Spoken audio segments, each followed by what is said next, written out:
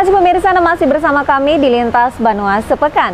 Berbagai kegiatan dilaksanakan oleh Ketua Umum Dharma Pertiwi, Hetty Andika Perkasa, bersama Kepala Badan Kependudukan dan Keluarga Berencana Nasional, Hasto Wardoyo, dalam safari upaya percepatan penurunan stunting di Kalimantan Selatan.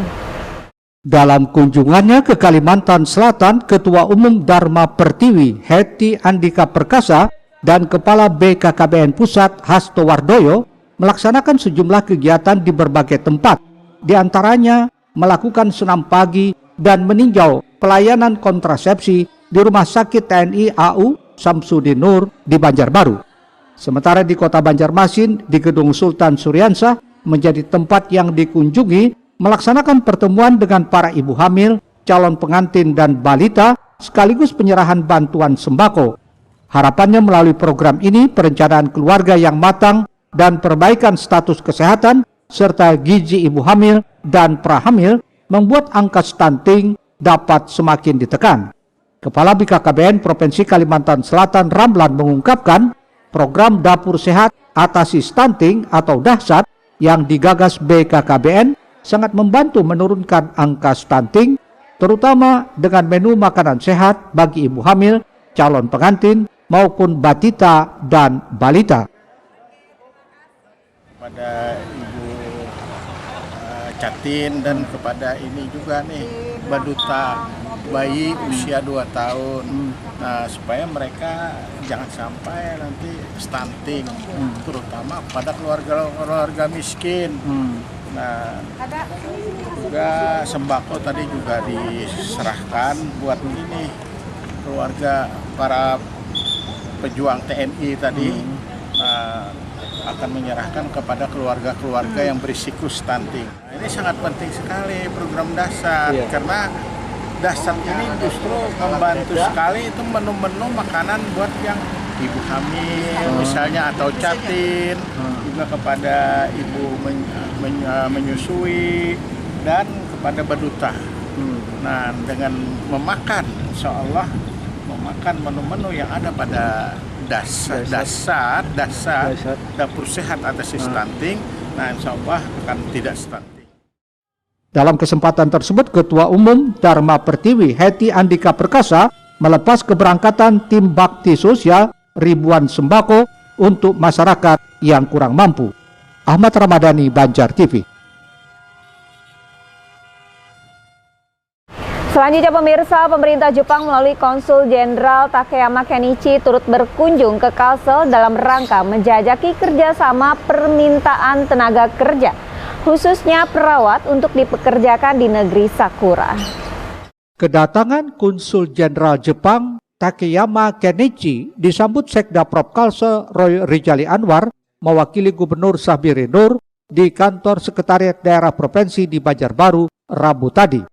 Setidaknya ada 14 sektor kerja yang dibutuhkan oleh Jepang, diantaranya sektor perkapalan, konstruksi, dan perhotelan. Namun karena banyaknya lansia yang saat ini memerlukan perawatan, sehingga tenaga kerja perawat menjadi fokus utama pada kunjungan kali ini. Berdasarkan informasi, Jepang membutuhkan 500 perawat dari Indonesia setiap tahunnya untuk merawat lansia. Dan Kalsel diharapkan mendapat kuota yang besar, karena dari kuota yang didapat hanya 350 perawat yang bisa dikirimkan pemerintah Indonesia. Takeyama Kenichi menyatakan masyarakat Jepang semakin menua. Untuk itu pihaknya membutuhkan 340.000 orang caregiver atau perawat lansia dari seluruh dunia termasuk dari Indonesia. Pemerintah Jepang, sebetulnya kalau Jepang sekarang sangat membutuhkan perawat atau caregiver yang mengurus orang tua, orang lansia. Karena kami orang Jepang sangat sekarang kekurangan tenaga yang mengurus orang yang lansia. Sebetulnya kalau jumlahnya kami belum jelas, tapi yang kami sekarang pemerintah Jepang, masyarakat Jepang itu semakin tua, semakin tenaga kerja orang Jepang sendiri sudah berkurang. Maka kami sangat membutuhkan tenaga kerja dari Indonesia atau maupun dari negara-negara lain. Jumlahnya bisa dikatakan 340.000 orang kami masih kurang. Jadi bukan untuk Indonesia, tapi dari seluruh dunia. Jadi kami juga mengharapkan juga banyak orang Indonesia berangkat ke Jepang. Sementara itu, Sekda Prop Kalsel Roy Rijali Anwar mengungkapkan pihaknya akan membuka peluang untuk kerjasama dengan investor Jepang dan berharap melalui kerjasama ini Kalimantan Selatan akan lebih baik lagi. Investasi yang ada di Kalimantan Selatan, karena wilayah kerjanya termasuk Kalimantan Selatan, itu berjalan dengan baik. Tapi untuk menangani investasi ada lembaga tersendiri yang menangani, dan dalam waktu dekat kita akan coba melakukan pendekatan investasi apa yang mungkin bisa di-matchingkan atau dikerjasamakan di Kalimantan Selatan. Belum bisa. Dengan meningkatkan kualitas kualifikasi tenaga perawat di Kalsel, harapannya banyak nanti warga Kalsel yang bisa bekerja sebagai perawat. Selain itu, ada peluang-peluang kerjasama pendidikan, beasiswa, dan sebagainya yang mungkin harus kita perdalam, harus kita berikan informasi ke seluruh warga Kalimantan Selatan. Dan selain itu juga informasi terkait wisata dan sebagainya juga yang mungkin jadi peluang kita untuk kerjasama dengan Jepang. Pertemuan ini juga membahas peluang kerjasama seputar beasiswa, wisata, dan investasi, serta permohonan pemerintah Jepang untuk membantu perlindungan warga Jepang yang tinggal di Kalimantan Selatan. Ahmad Ramadhani, Banjar TV. Kita beralih ke informasi lainnya, pemirsa, komunitas Bikers Subuhan Banjarbaru bersama Basnas serta didukung oleh kepolisian mendistribusikan 7 ton lebih beras dari para orang tua asuh ke sejumlah pesantren, pondok tahfiz, panti anak yatim, dan fisabilillah.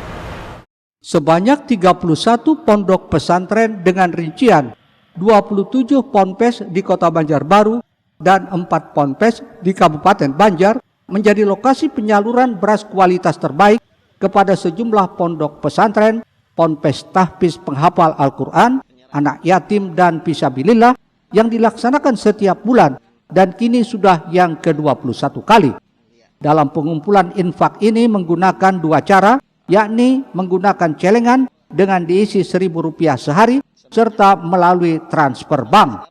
Adapun yang memberikan infak disebut sebagai orang tua asuh, bukan donatur, karena orang tua asuh akan memikirkan anak-anaknya yang sedang menuntut ilmu agama dan berjuang menghafal Al-Quran. Ketua Komunitas Bikers Subuhan Banjarbaru, Eko Setiono, menyampaikan apresiasi atas kerjasama yang baik dengan Basnas Banjarbaru, Basnas Kabupaten Banjar, dan Polres Banjarbaru dalam menyalurkan bantuan kepada mereka yang membutuhkan.